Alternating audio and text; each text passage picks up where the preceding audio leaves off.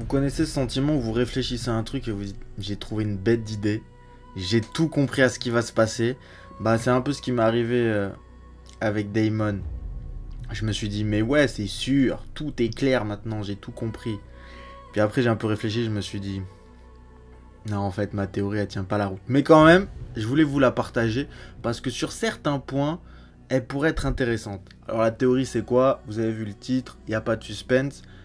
C'est que Daemon aurait la grise écaille. Comment Daemon aurait la grise écaille? Bah, il y a plein de gens qui en ont déjà parlé. Ça serait suite au fait qu'il ait tenu la main à Kragas. Mais on est d'accord. Moi, la première fois que j'ai vu ça, je me suis dit, bah non, ça c'est juste un truc, ça va être balayé avec une facilité scénaristique. C'est juste pour que visuellement ça soit stylé. Il le tient par la main, son corps découpé en deux et tout. Mais tu vas pas prendre Daemon qui se fait avoir aussi facilement, quoique ça pourrait arriver dans Game of Thrones, dans cet univers-là. Mais ça paraît un peu bête. Mais j'ai réfléchi à autre chose. Je me suis dit, l'affrontement avec Kragas, on l'a pas vu. Donc c'est vrai que les gens ils disent dans les livres, c'est résumé en une phrase et tout, mais au moins on nous en parle. Là on le voit même pas. Et pourquoi on le voit pas? Ok, peut-être c'est un effet scénaristique, ça peut être stylé et tout, mais est-ce que ça pourrait pas être autre chose? Est-ce qu'on pourrait pas se dire, Kragas, quand même, il est pas mort un peu facilement, ce mec-là, que Westeros craignait, à tel point que le roi hésitait à aller se battre contre lui? Est-ce qu'en fait, Kragas, il s'est pas dit, je suis foutu, je tente le tout pour le tout, j'ai la grise écaille, et je me jette dessus? Il arrive, Daemon arrive, il se jette sur Daemon pour le contaminer, perdu pour perdu. Et après, Daemon, il sait qu'il est contaminé, il le traîne par la main, il s'en fout. Alors, il y a plein de gens qui vont me dire, ouais, mais de toute façon, ça tient pas, parce que Kragas, il a pas la grise écaille, il est juste brûlé. Il s'est brûlé comment? Parce que tu vois bien que quand le dragon crache du feu, le corps disparaît carrément. On voit bien à un moment, le dragon, il crache du feu sur un mec, on voit plus que ses pieds après. Tout le reste de son corps a brûlé. Donc, genre, quand un dragon te brûle, t'as pas la peau brûlée, t'es mort quoi. À moins qu'il était juste à côté des flammes et que ça les touchait. Mais ma théorie ne tient pas là-dessus, c'est que j'ai lu dans la présentation, sur la présentation de Kragas, sur un site américain, sur plusieurs sites américains. Là, c'est vraiment, là, waouh, la source ultime. Non, mais en tout cas, sérieusement, il est présenté comme ayant la grise écaille. Donc pour moi, tout simplement, Kragas se serait jeté sur Daemon pour lui donner la grise écaille, que Daemon soit contaminé, et forcément ça aurait un impact différent sur la suite de l'histoire. Et qu'est-ce qui m'a poussé encore plus à y croire? C'est qu'après j'ai repensé au trailer de l'épisode 4, et dans le trailer de l'épisode 4, on voit Daemon esselé, il est dans son coin, personne l'entoure.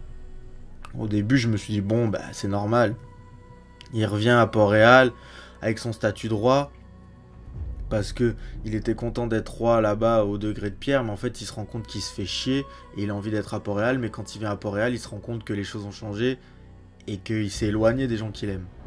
Parce qu'il les aime un peu malgré tout, je pense.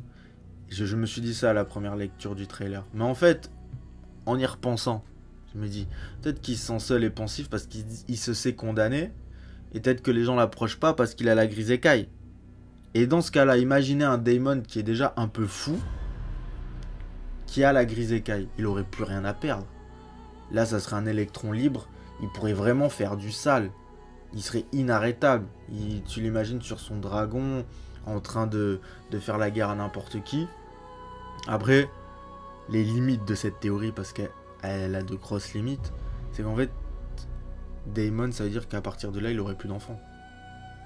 Il peut pas avoir d'enfants. Ou alors, c'est-à-dire qui va coucher avec une femme qui accepte d'être contaminée quoi qu'il arrive. Est-ce que les enfants qui naissent seront contaminés? Ça, on ne le sait pas. Je l'imagine mal Daemon se faire soigner. Et on a vu que dans Game of Thrones, c'était compliqué déjà de le soigner. Sam Tarly, quand il soigne Jorah, c'est risqué. Après, c'est vrai qu'il suit quelque chose qui a écrit. Donc peut-être que ces écrits-là vont naître à l'époque de Daemon pour le soigner. Mais j'ai pas l'impression que l'histoire aille là-dedans. Moi, j'ai l'impression que Daemon, c'est vraiment un conquérant qui va avoir des enfants, qui va faire la guerre. Après, un conquérant, un guerrier qui se sait condamné peut être très dangereux. Et ça pourrait être intéressant dans la suite de l'histoire et dans la confrontation qu'il va avoir pour le trône. Donc, c'était cette théorie, je voulais vous la partager en rapide. Je sais pas ce que vous en pensez. Je pense que certains se disent, c'est même pas la peine d'y penser, Kragas il était juste brûlé, ou alors le scénario va même pas prendre en compte qu'il ait tenu Kragas par la main. C'est possible, et je pense qu'il y a de fortes chances que ça arrive. Mais quand même, juste pour voir un Daemon qui n'a plus rien à perdre, et qui est complètement fou, j'aimerais bien voir ça. Et puis bon, moi j'aime bien Kragas, j'aimais bien la façon dont il était présenté, je me dirais au moins, il a fait un petit handicap à Daemon jusqu'au bout, c'est pas un mec qu'on s'est débarrassé de lui trop facilement. Donc voilà, j'attends vos avis.